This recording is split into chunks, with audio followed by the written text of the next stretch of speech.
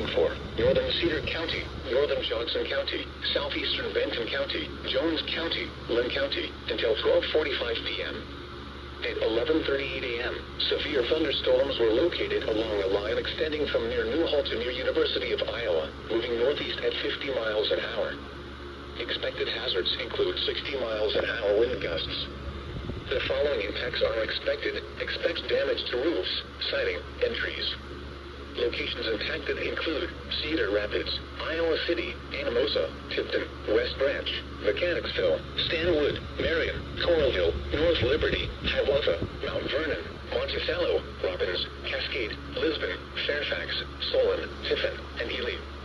This includes the following highways: Interstate 80 in Iowa between mile markers 235 and 252.